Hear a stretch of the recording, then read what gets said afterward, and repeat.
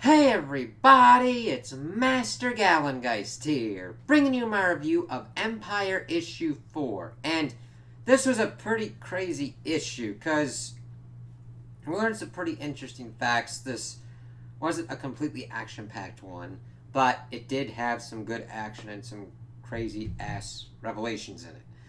So we start off and we kind of see how the war is going while T'Challa is ruminating on what makes a king. We see that Cap is having problems getting the forces of Earth to work together, while also the Korean Skrull Alliance are having their own issues and making sure that troops are working out well and that figuring out what everything's going on. And then we had seen that they had trouble convincing Hulkling to go to sleep, but then he pops back up, and we see that he's not acting right, and that he looks. The art style, even for how Hulkling is presented, is very different. Like, something's off here, and he orders that the pyre be done. Of course, Captain Marvel and Johnny are like, that doesn't sound like Hulkling, and Carol uses her hammer to scan Hulkling, and then it says that it is him. And of course, you see him referring to himself as Dork the Eighth, and not usually as Teddy. And it's like, okay. And that once this scan's done, it's like, that isn't kind of good. And they're pretty much ready to fight. Carol throwing down kind of with Glory, and Johnny kind of getting set upon by the Super Skrull.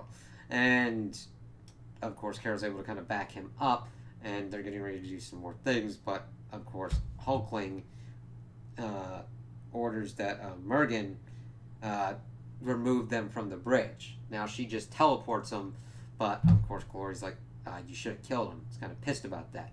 But of course Hulkling's like, we'll get the universal weapon later. We're fine here. We'll get it from their corpse. And then we see that they're teleported somewhere. It's like, what the hell's going on? And they're going, where the hell are we? And we see that they're teleported to Wiccan's apartment. It's like, I've been dealing with a lot of crazy ass mess out there. I just kind of got back. What's going on? It's like, oh yeah, we're gonna have to kind of fill you in, but can I use your phone first? Of course, he then phones Reed and fills Reed in with everything, with of course the power being used. It's like, yeah, just you're good. Just stick with Carol. She does the whole intergalactic politics thing a little bit better. Just make sure you're good there. He of course gives the information to Tony, and Reed is of course kind of worried about him. He's like, yeah, just another thing on the to-do list. He's like, yeah, speaking of the to-do list, you think you should really be building a new armor right now? And we pan over and we see that it is in the color of the Fantastic Four with a 4 in the center. It's like, okay, let's kind of see how this kind of works. And of course Tony's like, listen, I told Thor to go do and think of things in his way. That means going on a mystical quest kind of thing to do his own thing. Me, I think in suits. This is me thinking. Let me do my thinking. And of course, Reed then gives an update to T'Challa, and we see that this is T'Challa stuff ruminating on like priorities and everything. He knows, he likes that Reed has compassion and everything, but he has to have his priorities straight. But see, the thing is, T'Challa's got his priorities because he's got to pretty much. Okay, I just thought about this. T'Challa has to play King of the Hill right now, and he's got to make sure he stays king on top of that hill. That's his priority. Reed is to make sure that he can get Tony out of his funk to accurately help them work out in what they're doing. Now, granted, Tony traditionally does think, okay, here's a problem. What kind of armor can I make, or what kind of thing can I make that will help solve this problem? That's how he usually does things. You back him into a corner, you put him into a position, he's going to make some weird kind of stuff. That's how he got out of that cave when he was held by those terrorists. That's how he fought the devil in ice armor in the Avengers when he was sent back a million years. That's how he does his best kind of work. So I'm like, yeah, let's kind of see what he can come up with. And of course, T'Challa is like telling us about what's kind of going on. And I really like him ruminating on the fact of what makes a good king and what makes a good kind of leader. I really like getting into that thought process because he talks about how the Kotati forces are, they've got telekinetic abilities, and it's hard to kind of fight against that. And he's like, okay, you know what? I could have just irradiated the place. And then, of course, they wouldn't have been able to use it, but then they just go and find some other kind of place to do their galactic conquest. So, in the end, it would have been a hollow show, as he talks about. It's like the true priority is peace, and that is great. That's what really shows T'Challa as a great leader and a great king. He is thinking the best way to win this war, but the best way to get this war finished is to achieve peace. And how do you do that? Is that forcing your enemy into some kind of stalemate? Is that diplomatically doing it? And that's a lot of questions on how those kind of wars are going to be finished, because with the Kotati forces and Koi, their objective is the annihilation and the genocide of animal life.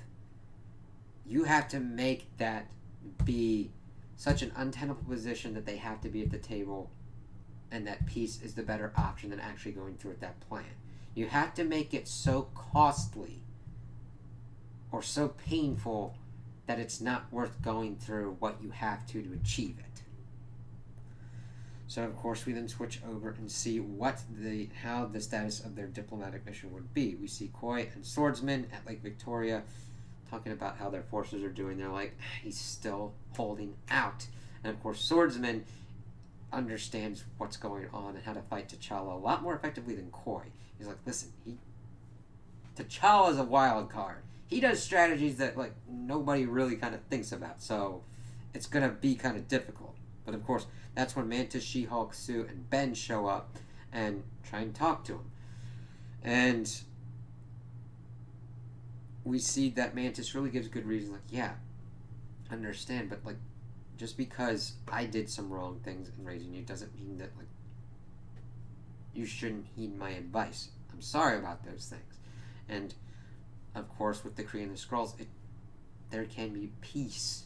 We just have to find that way to achieve it.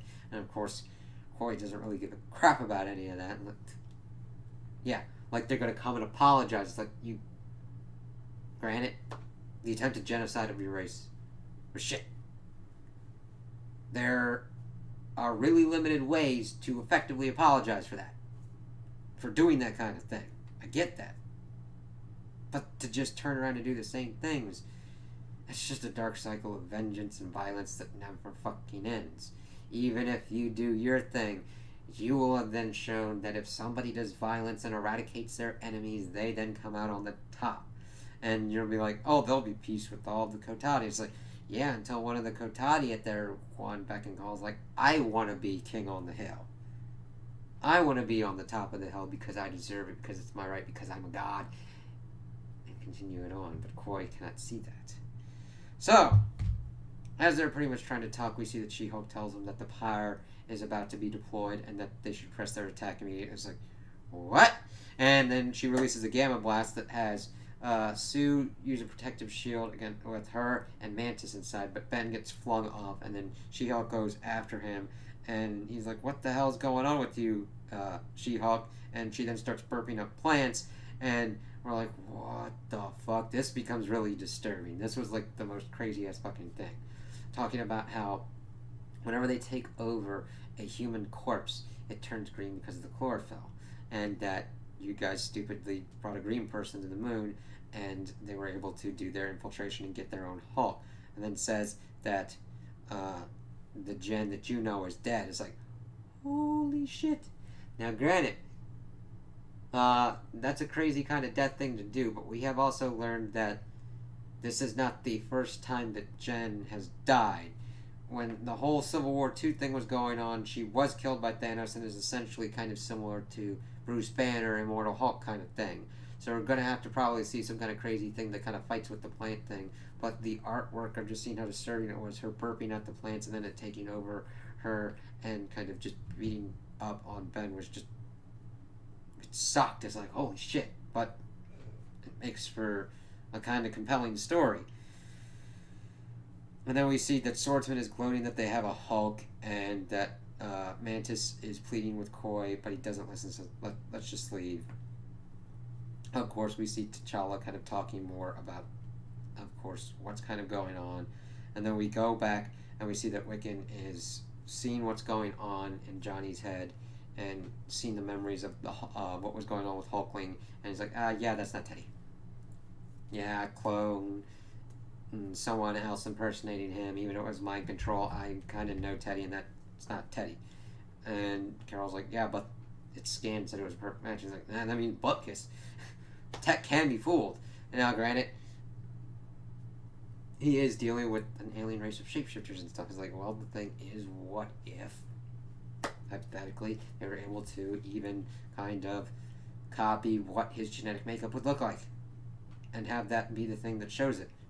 The Skrulls do have that shape-shifting capability that can fool that kind of thing. Now, granted, Kree have been dealing with the Skrulls for a long time and would have tech that would probably take that into account, but you never know. And of course, Wiccan's like, yeah, I know Hulkling, I know the man I married. And we see that they had gotten married on the last page. I'm like, oh, that's really kind of cool, because they've been together for so long. And the thing is, they've been together so long, I didn't know if they've been married or not before. So I'm like, oh, okay, that's cool. Confirmation and everything. I'm almost like, didn't that already happen? No, I think this is confirmation. That's kind of cool. Yeah, all right, awesome. I just didn't expect it to be like here. There'd be like, wouldn't that be kind of like a big kind of event thing? But it was kind of cool to get confirmation on that. I'm like, all right, we kind of need Wiccan to be involved now, because whoever's posing as Hulkling is like, let's blow up a sun. That shouldn't occur, man. Especially not at the moment. I mean, that's the last-ditch effort of, like, everything is lost.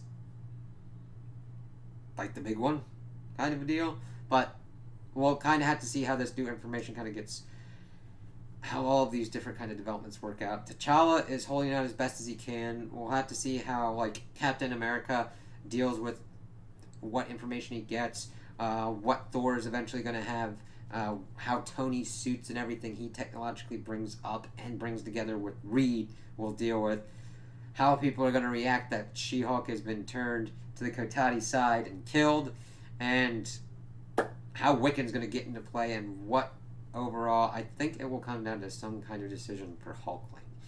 He's going to have to do some really crazy ass stuff and kick his grandma's ass.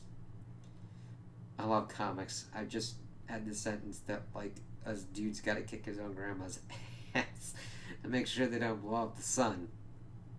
That was kind of interesting. So those are my opinions on the issue. Tell me what you guys think in the comments below. If you liked it, if you didn't like it, if you agree with me, if you disagree with me. Also like and subscribe, and I hope you have a good day.